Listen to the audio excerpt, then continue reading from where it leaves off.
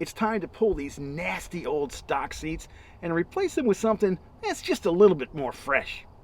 So here's what we've got, the Sparco R100. This is the most affordable seat in Sparco's street lineup. It's rather austere. There's nothing plush about it. It's pretty tight.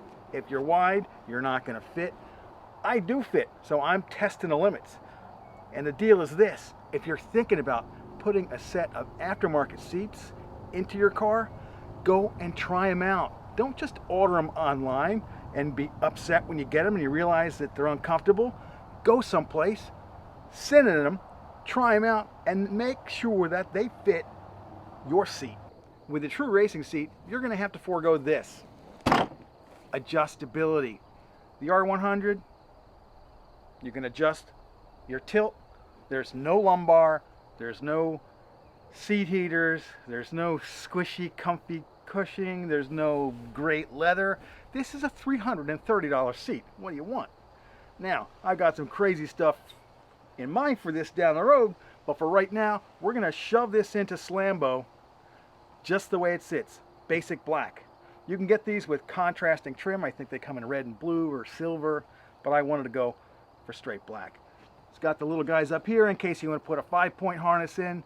I'm not going that far out on the Boy Racer scale, but if you want to go for that kind of stuff, it's there.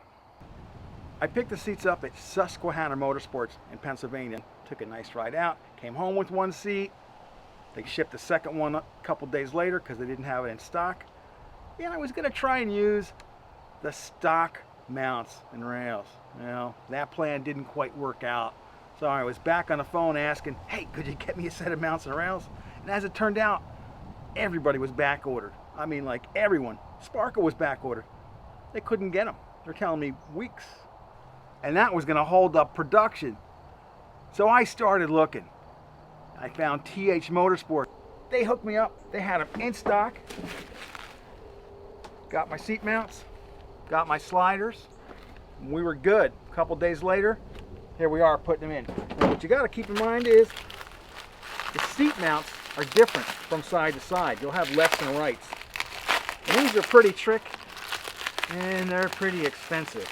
If you think you're going to save weight by putting in an aftermarket seat, you've also got to take into account the weight of the mounts, because these babies are not light. We've already set the passenger seat up with the mount and sliders. We're going to pop it in. The seats are held down by 4 bolts. The passenger seat has no electronics in it. The driver's seat does have a sensor, so you need to unhook a little coupling, but other than that, it's pretty quick to pop these out.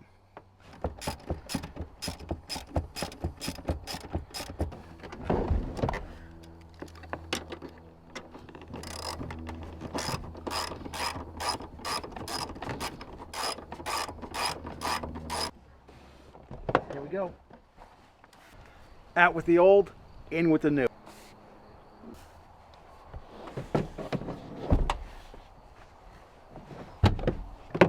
Go Speed Racer. Look at that.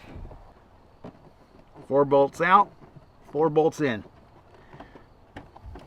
We got the passenger seat in, more or less. Now it's time to get this driver's seat prepped and popped in. Let me show you what's going on underneath.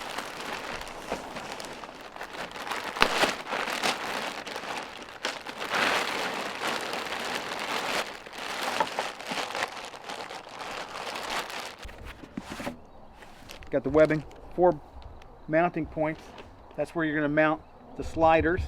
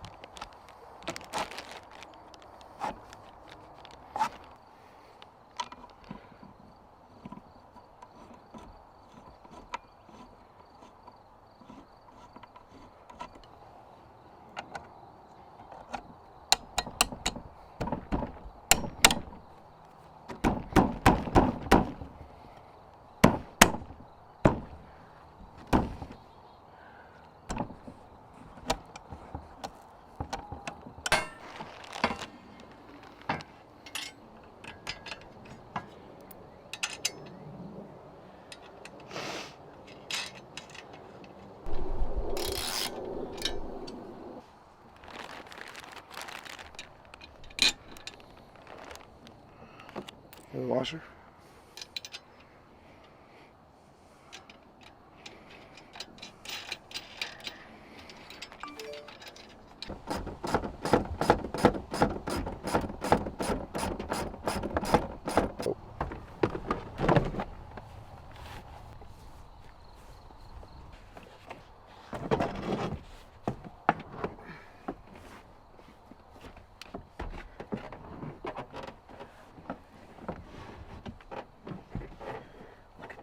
Look at that.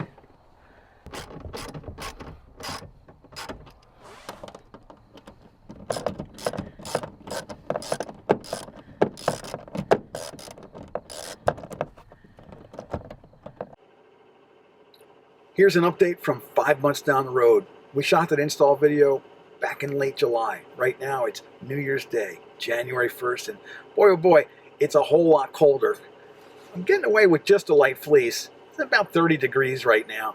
If I needed to wear a big heavy winter jacket, I don't know that I'd fit in these seats. I'm going to try that later on today. I'm going to put on my biggest winter jacket and see how well I fit. This is an issue with tight sports seats. I know in my S2000, I can't drive that wearing a winter jacket, but it's okay because I don't drive that during the winter anyway. So, how do I like these seats? For 330 bucks, they're not bad. The fabric, it's okay. It's starting to show some signs of wear on the driver's seat, on right where you slip in. You know, when you brush over the seat in your, not your left cheek, but your left thigh kind of hits it. There's definitely some wear there. The one big disappointment I had was the handles. Handles broke. In one of the two seats, when I pulled it out of the box, there were two broken handles. I got a little bummed out, but then I thought, you know what? This is an opportunity to do something cool. So I took the two good handles and scanned them, had them 3D scanned, and we're working on some custom stuff. Here's a little preview of what we're doing. I don't know how well you can see that, but we're going to do a whole video on this, these special Slambo handles, custom handles. This stuff never could have happened years ago. Who would make it? Who would make molds? But now you can scan and produce customized stuff with a logo on it. So there'll be more on that later on. But overall, I like these seats. Wasn't a difficult install. I would like to have some different upholstery. I got ideas for that. When or if I do covers, I want to have heat integrated into the back of the seats. Let's see what we can do. Seat heaters are not expensive. The components are not expensive. It's just a question of putting in the time. I would love to find an upholstery company that could work with me to develop some diamond patterned black leather, perforated black leather covers for these, because I think that would be awesome. The shape of these seats are wicked. The fabric, it's inexpensive. So it's up to us to do something with it. See you down the road.